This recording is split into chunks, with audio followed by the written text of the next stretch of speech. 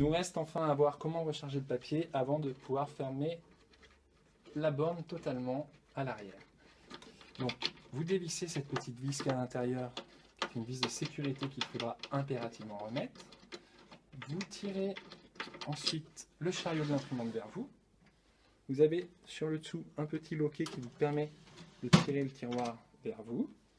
Vous commencez par enlever le ruban encreur, qui est un ruban à sublimation thermique.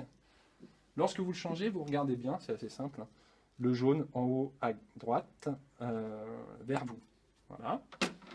Vous avez un petit loquet sur la partie supérieure gauche qui vous permet d'accéder au papier cette fois-ci. Les deux sont indissociables, c'est-à-dire quand il n'y a plus de papier, il faut aussi changer le ruban. Et vice versa évidemment. Vous enlevez ce petit réceptacle, aussi simplement que ça, et vous tirez le papier vers vous. De cette manière-là. Il en reste toujours un peu, donc vous aurez toujours à faire ça. Pour remettre un rouleau de papier neuf, on enlève en fait ces deux parties-là. On prend le ruban neuf, le rouleau neuf, et on remet les deux parties. Il faut forcer un petit peu. Par contre, il ne faut jamais forcer lorsqu'on remet dans l'imprimante. On remet dans l'imprimante, et on passe notre papier en dessous du rouleau, tout simplement, et on écoute un petit bip. Voilà, qui apparaît à peu près au bout de 10 cm. On remet notre réceptacle en place.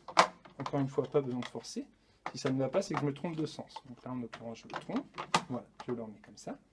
Je referme ma partie supérieure. La partie ici est la partie usagée, la partie ici est la partie neuve. Je tire toujours un petit peu vers la partie usagée pour tendre. Et je fais glisser mon ruban. Ça glisse tout seul. S'il y a besoin de forcer, c'est qu'on a mal fait les choses. On re-rentre l'imprimante. Et elle va se recalibrer, et tous les voyants seront verts une fois que le travail a bien été effectué, que le rechargement a bien été effectué. Elle fait un bruit pendant 1 minute à peu près, c'est le temps du recalibrage. Elle peut vous sortir entre 3 et 5 feuilles maximum pour se recalibrer.